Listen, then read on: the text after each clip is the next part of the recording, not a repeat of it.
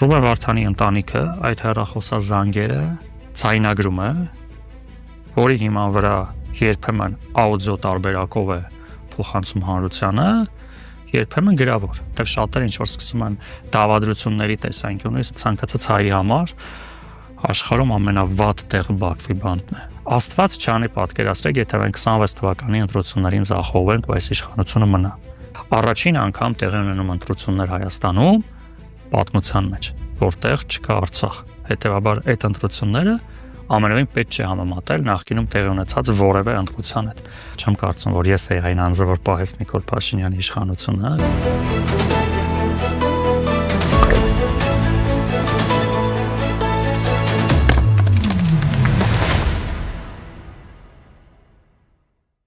Բարև ձեզ, դուք դիտում եք հարցեր կան հաղորդումը, այսօր հարցեր կան ապրելու երկիր կուսակցության համահիմնադիր Մեսրոպ Առաքելյանին։ Բարև ձեզ։ Բարև ձեզ։ Շնորհակալ եմ, որ այստեղ եք։ Շաբաթներ առաջ, երբ Ռուբեն Վարդանյանը հացադուլ էր Տերանում,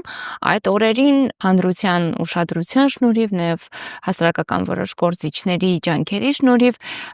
մի ընթացք գերիների օրակարգը դարձավ դոմինանտ։ Դուք էլ դա արձանագրեցիք, որ մոտ 10 օր այն տիրապետող օրակարգ էր եւ իշխանությունը ոչ թե հոխորտանքներով էր խոսում, այլ արդեն ինչպես դուք եք ասել, մեղայական տոնայնությամբ էր խոսույթը, բայց երբ Ռուբեն Վարդանյանը դադարեցրեց հացադուլը, դադարեցնելուց հետո ուշադրությունն էլ խնդրին սկսեց նվազել եւ այս օրերին դարձյալ կա խնդիր այն նորից օրակարգ դարձնելու։ Իհարկե հանրությունը ի վիճակի չէ մշտապես այս կամ այն հարցի վերաբերյալ նույն ծավալի ուշադրություն հաղորդել, անկախ նրանից այդ հարցը ինչքան կարևոր է, ինչքան կենսական է, բայց մի բան հստակ է, որ 2023 թվականից սկսած գերիների վերաբերյալ օրակարգը մեր երկրում այդպես էլ առաջնային չդարձավ։ Ինչու՞։ Ինչպես նշեցիք, բնական է այսօրվա մեր ինֆորմացիոն հոսքերի արագությունը ու ծավալը հնարավորություն չեն տալիս որևէ իրադարձության վերաբերյալ պահել այդ ակտիվությունը, ոչ միայն գերիների, եթե նայենք, ցավ եմ նշում, արդեն տեսեք 20 թվականի պատերազմը, Արցախի կորուստը, այսինքն այդ հարցերը հասարակության մոտ օբյեկտիվ եւ սուբյեկտիվ պատճառներով չեն պահպանում այդ ակտիվությունը երկար ժամանակ, որովհետեւ մենք անընդհատ օրվա, եթե ինչ-որ տարիներ առաջ օրվա ընթացքում մեկ լուր էր լինում, մեկ իրադարձություն էր քաղաքական, ընդհանուր հանրային, որը օրերով շարունակում էր ամրապնդվել մարդկանց մոտ, հիմա կարելի ասել օրվա մեջ մի քանի լուր է լինում եւ լրահոսի այս տեմպերը մարդկանց մոտ անընդհատ ինչ-որ ինֆորմացիա են բերում։ Դա նույնպես կարևոր է, որ մարդիկ չեն հասցնում, այսպես ասած, ճակերտավոր այդ մարսեն եւ պահպանան։ Մյուս կողմից, այո, ցավոք, նաեւ իշխանությունների վարած քաղաքականության պատճառով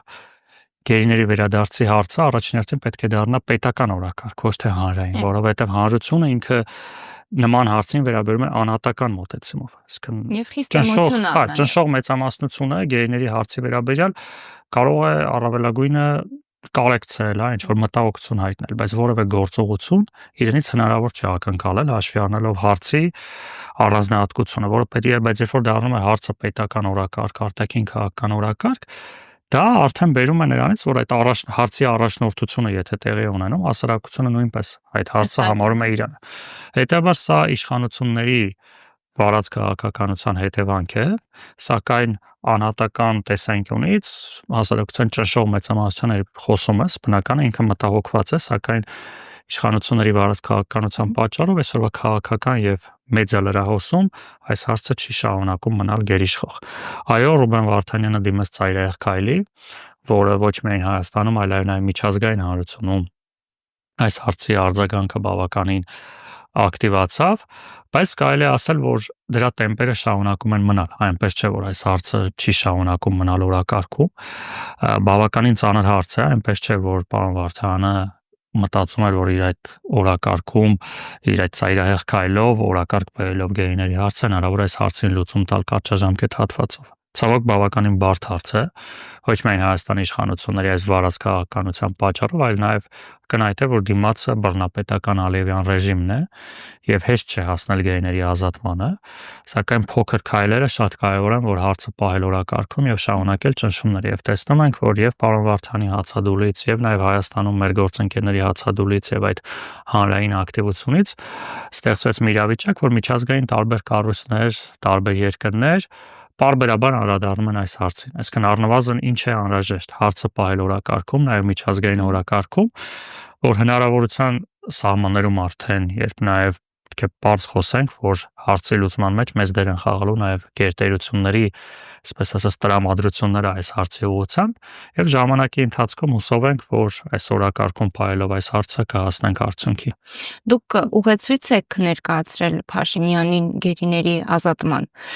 Կարծում եք իրեն ուղեցույց է պետք, թե պակասում է քաղաքական կամքը։ Փաշինյանը ոչ միայն գերիների հարցով, այլ նաև Հայաստանի առջև ծառացած մարտահրավերներով որևէ արդյունավետ քայլ չի անում։ Մեր ներկայացրած մոտեցումը թե ինչ պետք է աներ, դա պատասխան էր Նիկոլ Փաշինյանին, որ ասում էր դե մարդիկ դժգոհում են, որ մենք գեյների վերադարձով չենք զբաղվում, եթե դժգոհում են, ապա տրամաբանական է, որ ասեն այդ ինչ պետք է անենք, որ չենք անում։ Այսինքն մենք ասում ենք ինչ պետք է անի, որի մասին նաև Ռուբեն Վարդանյանի միջազգային փաստաբանն է առիթ ունեցել ասելու, ընդ որում դրա մեջ ինչ որ տենց մեծ հայտնագործություն չկա, որ իշխանություններին ասում ես, որ այս հարցով զբաղվի միջազգային օրակարգում դիր, միջազգային գործընկերների հետ բարձրաձայնի այս հարցը աշխատանքներ տար, որովհետև բազմիցս առիթ ունեցել ենք ասելու, եթե նույնիսկ հավատանք, որ իշխանությունները ասում են դե մենք լուրջ զբաղվում ենք, պետք չի վնասել, որի մեջ կարող է որոշակի տրամաբանություն լինել, սակայն լուրջ զբաղվելու հաջորդ քայլը պետք է լինի միջազգային հանրության գործողությունները, այսինքն Հայաստանի իշխանությունը լուրջ զբաղվում է գործընկերների հետ, դրա մասին չի բարձրաձայնում, բայց հետագա քայլը պետք է լինի, չէ՞, այսինքն երբ որ մենք տեսնում ենք, որ օրինակ տարբեր երկրներ սկսում են սրա մասին բարձրաձայնել, պահանջում են Ադրբեջանից գերիների արձակում, բանաձևեր են ընդունում, պատժամիջոցներ են կիրառում, այդտեղ հնարավոր է լինի Հայաստանի իշխանության գործողություն, ասենք, դες մարդիկ լուրջ զբաղվում են, գնում են փակ կաբինետներում խնդրում են ինչ-որ քայլեր են անում, հետո ինչ-որ երկիր սկսում է ճնշել Ադրբեջանին, բայց եթե լուրջ զբաղվում ենք ու չկա որևէ արդյունք, ուրեմն երկու ձև կա այս հարցի, երկու տարբերակ կա, կամ չեն զբաղվում, որը վատ է, կամ էլ զբաղվում են արդյունք չկա, երկուսն էլ վատ է, որովհետև Հայաստանի Հանրապետության քաղաքացիների անվտանգության երաշխավորը Հայաստանի Հանրապետությունն է, այս պարագայում դեմս իշխանությունների, սա իրենց պարտականությունն է, սա բարի կամքի դրսևորում չէ, բարի կամքի դրսևորում կարող լինի այլ երկրի կողմից զբաղվելը, որպես մարդասիրական քայլ։ Իդեպ այս օրերին ես փորձում եմ ուսումնասիրել սոցհարթակները, ընդհանրապես հանրային տրամադրությունները, որքան որ հնարավոր է, եւ մի հարցադրում կա, որը ես մշտապես հանդիպում եմ վերջին ժամանակներում, ինչու է որ Ռուբեն Վարդանյանին հաջողվում է Բաքվից մեսիջներ ուղարկել հայ հանրությանը, իսկ ահա մեր մյուս գերիները այս առումով լուռ են։ Դուք ունեք այդ հարցի պատասխանը։ Այդ հարցին բազմիցս անդրադարձենք ունեցել նաև Ռուբեն Վարդանի ընտանիքը այդ Ռուբեն Վարդանի ուղերձները տարածելուց, այսպես ասած ձևակերպումը տալիս է թե ինչ ձևաչափ է, անկեղծ ասած զարմանում եմ, որ այս հարցը շարունակում է մնալ, բայց ամեն դեպքում հիմա կարող են մարդիկ հերթական անգամ, որոշ մարդիկ իհարկե լավ գիտեն թե ինչ է, բայց անընդհատ մանիպուլացնում են։ Ամեն անգամ նոր մեսիջից հետո այդ հարցը նորից տեսեք, ինչպես Ռուբեն Վարդանը, այնպես էլ մեր մյուս գերիները որոշակի պարբերականությամբ հնարավորություն են ունենում հեռախոսազանգ ունենալ իրենց ընտանիքի անդամների հետ, որը ունենում են։ Ռուբեն Վարդանի ընտանիքը այդ հեռախոսազանգերը ցայնագրում է, որի հիման վրա երբեմն աուդիո տարբերակով է փոխանցում հանրությանը, երբեմն գրավոր։ Այսինքն ավելի պարզ որ ասենք, տեղի ունենում հեռախոսազանգ։ Հիմա ձեզ ինչ որ մեկը զանգահարում է ձեր հեռախոսին։ Ես ձեր կողքը նստած ձեր հեռախոսի այդ խոսակցությունը ձայնագրում է։ Դե տեխնիկապես հասկանալի։ Չէ, խոսքը դրա մասին է։ Հիմա թե սա տեխնիկապես, որովհետև շատերը ինչ որ սկսում են դավադրությունների տեսանկյունից, թե Ռուբեն Վարդանը ինչ որ ուղերձներ չի ուղարկվում։ Բացառապես սահմանված կարգով հեռախոսազանգերի ընթացքում տեղի ունեցող խոսակցություններից բնական է որոշակի հատված, այդտեղ ընտանիքի հետ շփվելուց բնական է զուտ անձնական ընտանեկան խոսակցություններ են լինում եւ որոշակի հատված ուղղակի փոխանցվում է հանրությանը։ Երբեմն 1-2 անգամ եղել է աուդիո տարբերակով, իսկ այն մի քանի անգամ էլ որ վերջերս էլ որ լինում է դա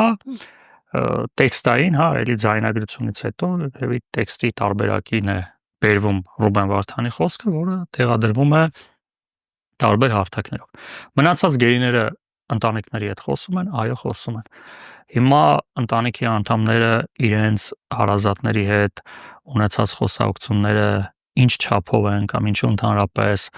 հանրության դատին չեն հանձնում, շատ նուրբ անձնական հարց է, հետևաբար որևիցե մեղադրանք կամ որևիցե մեկնաբանություն կոռեկտ չի ասել, որովհետև նույն տրամաբանությամբ մոտավորապես այդ հեռախոսազանգերը, եթե ինչ-որ արգելքներ չեն լինում, տեղի ունենում շաբաթը 1։ Այսինքն եթե նայենք Ռուբեն Վարդանի հետ էլ իր ընտանիքը խոսում է գրեթե յուրաքանչյուր շաբաթ, բայց այնպես չէ, որ ամեն շաբաթվա խոսակցությունը հանրության դատին է հանձնվում, այսինքն եթե sense նայենք, այս 1 տարվա ընթացքում մի քանի տասնյակ հեռախոսային խոսակցություններ է ունեցել եւ պարոն Վարդանը եւ մյուս գերիները հիմա այդ ընթացքում մի քանի անգամ տեղի եղել է անհրաժեշտություն, ընդ որում այդ անհրաժեշտությունը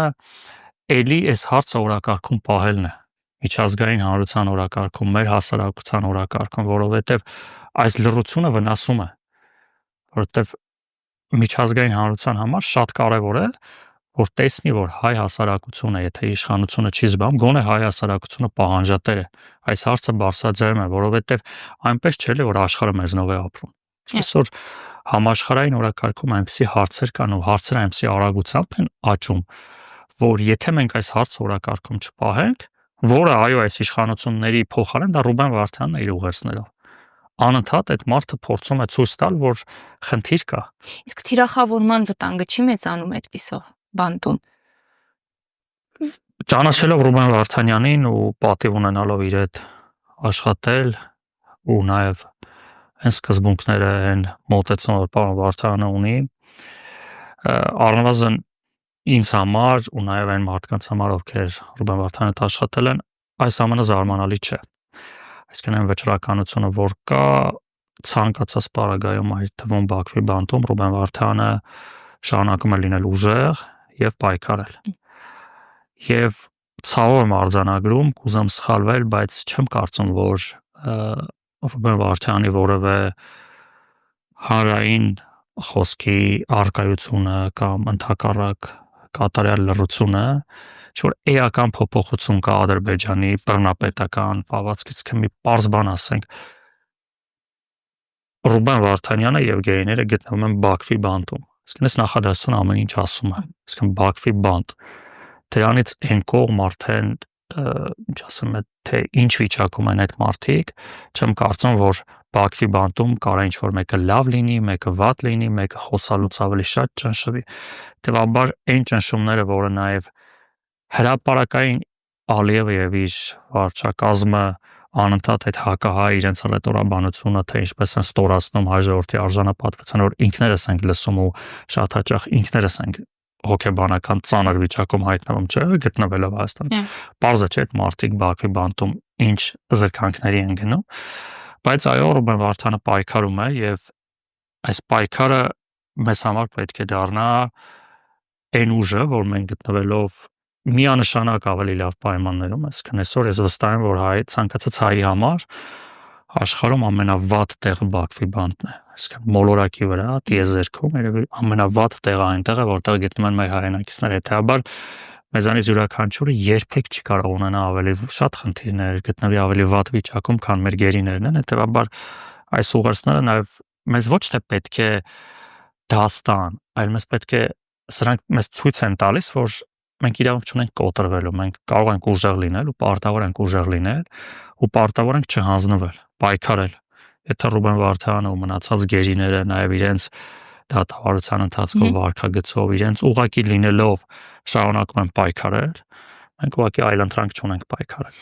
Պայքարի մասին եք խոսում, պարոն Առաքելյան, բայց միևնույն ժամանակ տվել եք գնահատական, որ իշխանությունից ազատվելու ամենաարդյունավետ տարբերակը ընտրություններն են։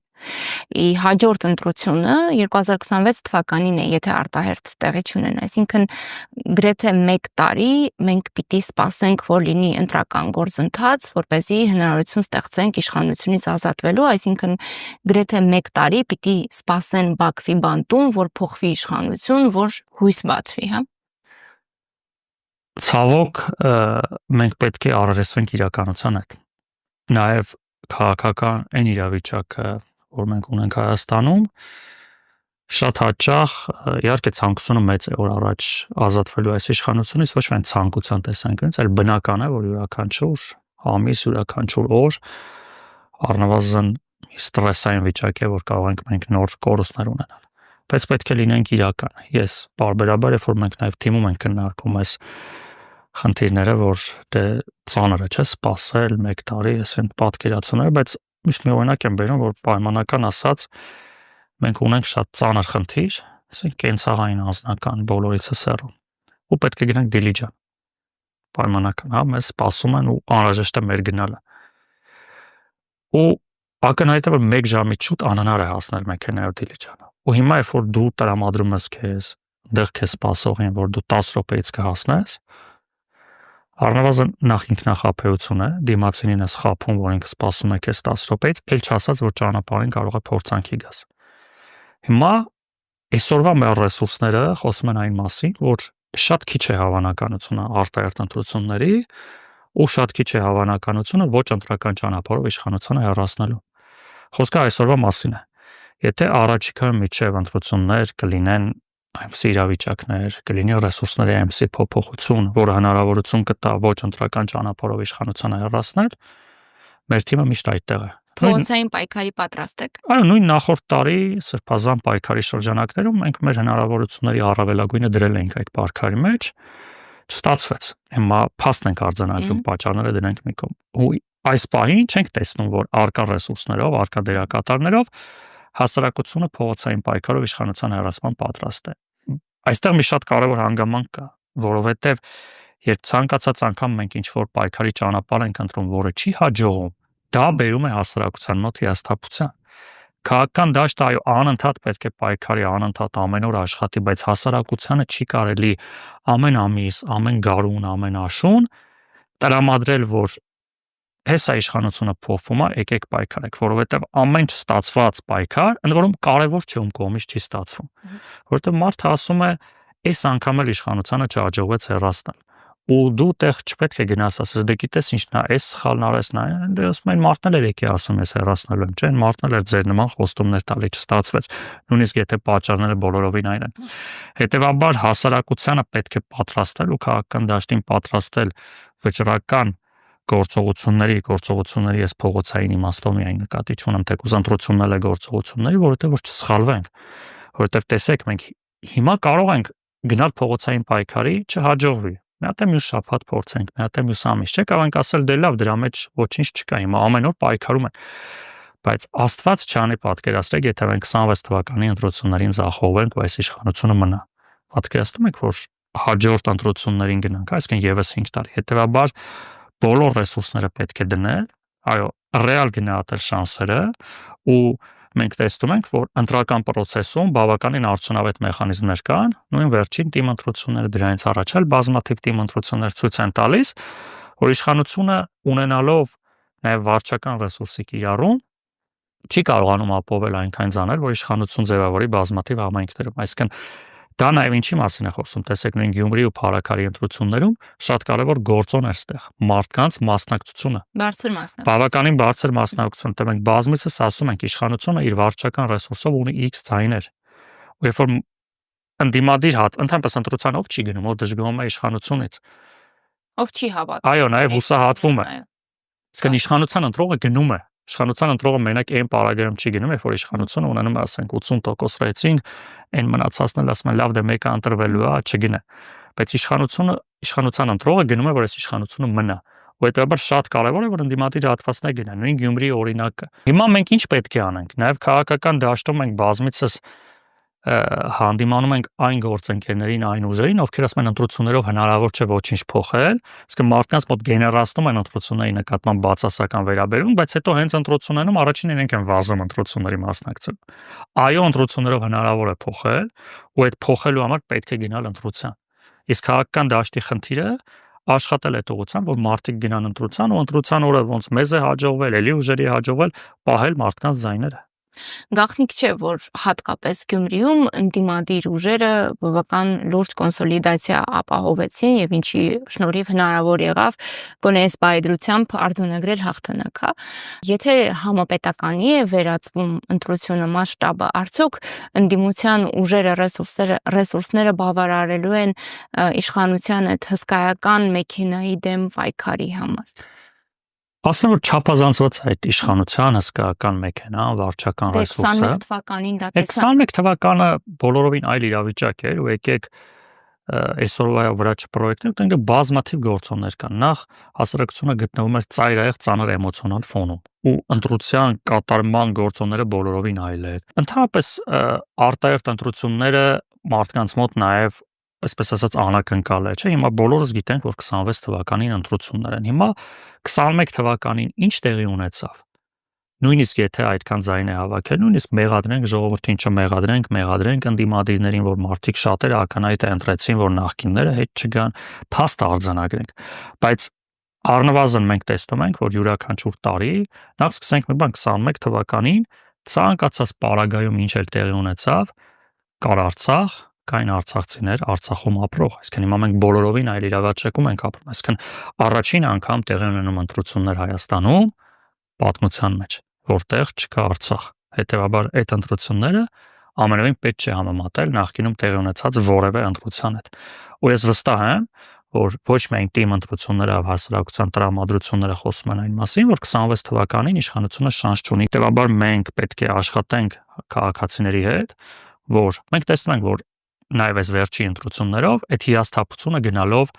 փոխվում է։ Ու այո, մարդիկ գնալու են ընտրության, ու այս մի տարվա ժամանակահատվածը ընդդիմության համար շատ կարևոր է,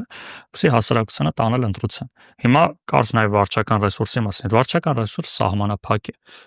Սահմանափակ է այնքանով, որ ինքը ինչ-որ թիվ է։ Ու երբ որ ընտրությունների շատ մարդ է գնում, այդ թիվը հիմա նաև Գյումրիում ենք ասում նույն փառաքարում։ Նույն փառաքարի օրինակը բերեմ մեր, հա, մենք հավաքեցինք 57%, Аз վստահեցնում եմ, եթե չլիներ այն վարչական ռեսուրսը, որ իշխանությունը կիրառեց, մեր տոկոսը ավելի շատ կլներ, որովհետև երկու տեղ էլ նայեք, տարբեր ընտրություններ են, չէ՞, տարբեր համայնքներ, լրիվ տարբեր իրավիճակ, տարբեր ուժեր են մասնակցում, երկու տեղն էլ իշխանությունը մոտ 30-35% է հավաքում, բայց երկու տեղն էլ համայնքի ղեկավարը ԿՊԱ-ական էր, այսինքն նաև այդ համայնքի ղեկավարի վարչական ռեսուրսներ։ Մենք այսօր բազմաթիվ համայնքներ ունենք, որտեղ ԿՊԱ-ական չէ, ու մենք նաև 21 թվականից սկսած սա շատ ենք կարևորել, որ մասնակցել ենք թիմ ընտրություններին, հետևաբար Նիկոլ Փաշինյանի որոշակի ռեյտինգը, որը կա, բնական է, մենք չենք կարող հերքել, հասարակության ինչ-որ հատված ընտրում է իրեն։ Որոշակի վարչական ռեսուրս, մենք կարծում ենք, որ 25%-ի սահմաններում ամբողջ հանրապետության մասշտաբով եթե նայենք, հնարավոր չէ այդ վարչական ռեսուրսով ու ռեյտինգով ապահովել։ Էլ չասած, որ իհարկե կուզեմ այս մասով սխալվել, բայց առաջիկա 1 տարի ես չեմ կարծում Նիկոլ Փաշինյանի վարած քաղաքականությունը ներքին արտաքին իր ռեյտինգը շատ բարձրացնելու է, ընդհակառակ պատկերավոր ասած ընտրությունը ինչքան ուշ լինի, այնքան Նիկոլ Փաշինյանի ռեյտինգը ընկնելու է, իհարկե դա պետք չէ սպասել, բայց ամփոփել որ 26 թվականին մեծ հավանականություն կա Նիկոլ Փաշինյանին ընտրություններով հեռացնել։ Քանի որ դուք առաջին անգամ եք մեր տաղավարում, ես այս հարցը երբևէ ձեզ հնարավորություն չեմ ունեցել տալու, հիմա առիթից կօգտվեմ։ Եթե չեմ սխալվում, դուք 2020 թվականի նոյեմբերի 20-ին նշանակվեցիք նախարար։ Այո։ Սա այն ժամանակաշրջանն էր, երբ Նիկոլ Փաշինյանի իշխանությունը մազից էր կախված։ Համենայն դեպս կար այդպիսի տպավորություն եւ ասում էին, որ եթե չհամագործակցեն այդ մարդու հետ, ընդհանրապես հնարավորություն չի ունենա մնալու իշխանության եւ մի բան էլ կառավարել։ Հետաքրքիր է, ինչու համաձայնեցիք։ Ու առիթ ունեցել եմ խոսել, սիրով պատասխանեմ։ Նո վերջից գալով չեմ կարծում, որ ես էի այն անձը, որ պահեց Նիկոլ Փաշինյանի իշխանությունը կամ իմ նախարար նշանակվելը։ Це նաև դուք եք։ Միանշանակ ես չէի, այդ պահոների մեջ մեծ են մեծ թիվ են կազմում այն մարդիկ, ովքեր պայքարում են Նիկոլ Փաշինյանի դեմ իդեպ, այսինքն նաև ընտրությունների միջոցով չհաջողվեց Նիկոլ Փաշինյանին հեռացնել նաև այդ մարդկանց սխալ ընտրական գործընթացներով, բայց դրա մասին չի խոսքը։ Պատերազմից հետո Արցախում ստեղծված իրավիճակը ինձ համար ավելին էր, քան քաղաքական պայքարը։ Այսինքն, երբ նոյեմբերի 9-ից հետո Արցախում գտնվում էր 1000-ից քիչ մարդ, բոլորը գտնում էին Հայաստանի Հանրապետությունում, ու ինձ համար Արցախին ծառայելը այդ պահում իմ գերխնդիրն էր, անկախ քաղաքական որևէ կարգավիճակից, ընդ որում ես գիտակցել եմ, որ այն իրավիճակը, որ կար քաղաքական, վնասելու էր իմ քաղաքական կարիերան, որը վնասել է, ու ես այդ գիտակցումով եմ գնացել։ Ինձ համար իմ քաղաքական կարիերան 0 արժեք ուներ, որովհետև ի տարբերություն ինձ ու շատերի, հազարավոր երիտասարդներ իրենց կյանքն էին զոհել, ու ես թքած ունեի իմ քաղաքական կարիերայի վրա, ես թքած ունեի բոլորի վրա, ովքեր ինձ ինչ են ասում, որտեղ ես կայ, ի տարբերություն մնացածի, ու այդ որոշումը ես կայացրել եմ գիտակցաբար, որի նկատմամբ բնական է իմ մերձավոր շրջապատից սկսած մնացածի համար եղել է բավականին տարակուսելի, ես թողել եմ իմ շատ բարձր աշխատավարձը, իմ հանգիստ կյանքը, եթե կարելի է այդպես ասել, բայց այն վիճակը, որ կար, ես չունեի այլ ճանապարհ, քան ծառայել Արցախին։ Սոցիալ նախարար լինելու համար ինձ համար կարևոր էր եղել արցախցիների սոցիալական խնդիրները։ Ես այդ ժամանակ ասել եմ, որ ես պատրաստակամություն ունեմ այս հարցով զբաղվելու։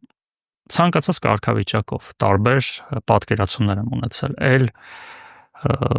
Արցախի գծով ինչ որ պաշտոններ տարբեր, ընդ որում ոչ իմ համար, նույնիսկ ես տարբեր մտքեր կար, որ կարելի է նույնիսկ Արցախի հարցերով զբաղվող փոխվարչապետի հաստիք բացել, որը նաև միջազգային կարևորություն կունենար։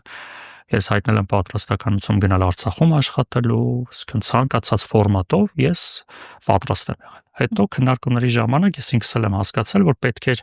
այնպիսի լիազորություններ, որը հնարավորություն կտար այդ խնդիրները լուծելու։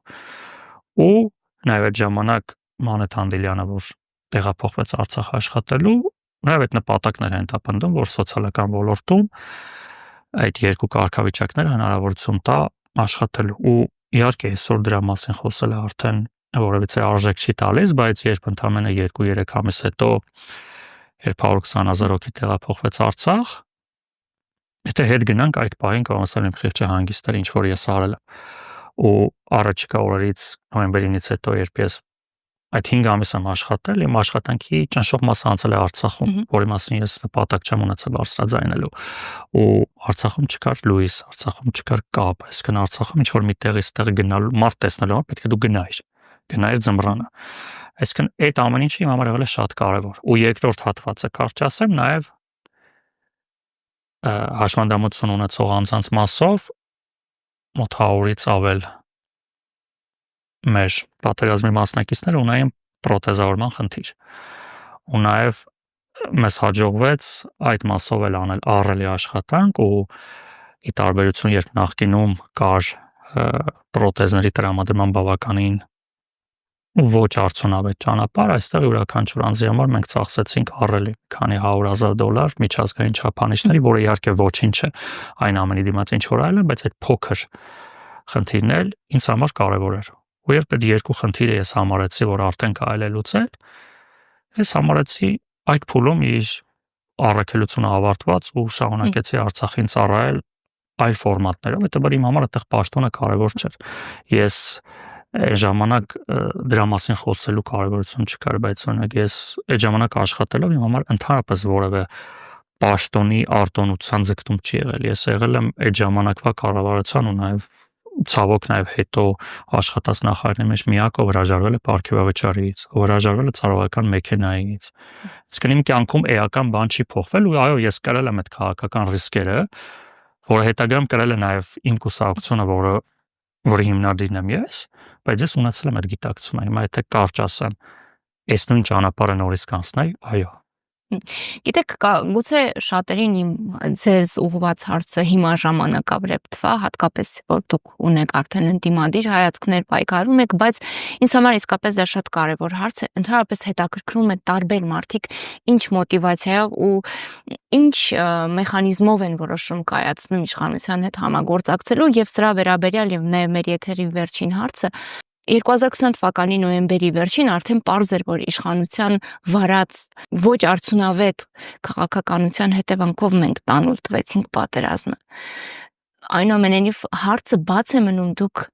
այդ ինչ հրաշքով լավատեսությամբ եք ակնկալում, որ եթե շարունակեք այդ իշխանությանը աջակցել, ձեր բաժին լուման ունենալ, ապա պատերազմը տանուլ տված իշխանությունը հետո կարող է որևէ հարցով օգտակար լինել Արցախը կուլ տված իշխանությունը, ինչպես կարող էր հետագայում Արցախի համար ինչ-որ բան անել։ Չէ, տեսեք, ես էլ եմ ասում, ինձ համար այդ պահին կարևոր էր ծառայել Արցախին ու ինձ համար այդ պահին կարևոր էր ունենալ ազդեցություն արցախցիների հարցերով զբաղվելու ու այդ ազդեցությունը, այո, պաշտոնն էր։ Հիմա Այո, եթե ձեզ կարգավիճակն էր։ առաջարկեն Չէ, օգտակար լինել, Չէ, օգտակար լինելը չէ, ինձ համար պաշտոն, որպեսզի օգտակար Չէ, լինի, հիմա օգտակար, այն չէ, ընտրենք այդ առաջարկը։ օգտակար լինելու հարցը չի, արցախցիների ծայրահեղ ծանր վիճակը Հիմա ավելի ծանր է վիճակը։ այդ օգտակար լինելու մասին չի։ Ու այդ ժամանակ պետք է լիազորություն Արցախի իշխանությունների համար լինել օգտակար, որովհետև ես օգտագործել եմ իմ լիազորությունները համագործակցելով Արցախի իշխանությունների հետ, ոչ թե Հայաստանի։ Քանի որ ֆինանսավորումը իրականացում էր Հայաստանով, ես ասեմ, այդ հրապարակային է կա բազմաթիվ սոցիալական ծրագրերի մասով այդ ժամանակվա իշխանությունը, ինչպես հիմա, մանավանդ այսօրվա այս վերջի շաբաթների արցախցիների ծրագրերի մասով իրենց խնդիրները բարձրաձայնում է, նույնպես դեմ է եղել։ Օրինակ, մենք նաև մի շարք ֆինանսավորումներ իրականացրել ենք սոցիալական այլ ծախսերի հաշվին։ Ես ծանր որոշում եմ կայացրել սոցիալ նախարարության աշխատակիցները միակն են եղել, ովքեր չեն ստացել նոր տարվա պարգևավճար, որովհետև չկար գումար, եւ այդ պարգևավճարների գումարը ես որոշել եմ տալ արցախցիներին։ Այսինքն այդ որոշումները եղել են իմը։ Այդ որոշումները չեն եղել այդ թիմինը։ Ու ես այո գնացել եմ այդ որոշման, որ հիմա եթե մենք պետք է ինչ-որ մի ծառայություն մատուցենք, ինչ-որ մի խնդիր լուծենք, երբ որ քեզ պետք է այդ խնդրի գործիքը տեսեք, նույն տրամաբանությամբ կարող ենք ասել դե 20 թվականի պատերազմին կամ ընդհանրապես պատերազմին, որ մարդիկ գնում են կամավոր մասնակցելու, գնում են մասնակցելու գերագույն գլխավոր հրամանատար Նիկոլ Փաշինյանի ենթակայությամբ, բայց գնում ես ծառայել հայրենիքին, չէ։ Այդ ժամանակ թե գերագույն գլխավոր հրամանատարը ով է, քեզ ով է զենք տալիս, այո, ինձ տված են ինչ-որ լծակներ։ Ու այդ լծակներով ես գիտակցել եմ, որ միայն դրանով է հնարավոր ծառայել Արցախին։ Հիմա կար մտահոգություն, որ այդ իշխանությունները իրենց վարած հետագա քաղաքականությամբ չեն լուծի երկրի առջև ծառացած մարտահրավերները, ոչ միայն կար մտահոգություն, այլ նաև ավելի մեծ պատկերացում, քան դրսից, որովհետև ընդամենը մի քանի ամիս հետո աշխատելուց կամ շաբաթներ հետո նույնիսկ բազմաթիվ անձանց մոտ փոխվեց վերաբերմունքը Արցախին։ Ու ես ունեցել եմ բավականին ծանր խոսակցություններ, ես եղել եմ նախարար, ով կառավարության նիստերին ուղիղ եթերում դեմ է քվեարկել կառավարության որոշումներին։ Այսինքն ինձ համար այդ ոչ թե թիմի մաս կազմելն էր, այդ պահին չկար այլ տարբերակ գնալ, ծառայել։ Հիմա եղել են մարդիկ, ովքեր այլ պատկերացումներ են ունեցել ծառայել Արցախին։ Եղել են, ես չեմ ասում, որ իմ տարբերակը եղել է բացառիկ ճշմարիտ, բայց ես կայացրել եմ որոշում, ու ես կատարել եմ այդ որոշման հետևանքով որոշակի գործողություններ։ Կարելի էր իհարկե ոչինչ չանել, կարելի էր ստատուսներ գրել արցախցիների մասին, կարելի էր նկարներ դնել, կարելի էր գնալ ինչ-որ տեղեր, հանրահավաքների, բայց ես դրա փոխարեն գնացել եմ Արցախ։ Ես 20 թվականի պատերազմից հետո այդ ժամանակ Շատ լավ, ձեր դիրքորոշումը հասկանալի է, բայց նաև գրականության մեջ հստակ է, որ իշխանության դեմ պայքարի լավագույն տարբերակներից մեկը չհամագործակցելն է։ Ձեր դիրքորոշումը պարզ էր, շնորհակալություն։ Ես եմ շնորհակալ։ Կհանդիպենք։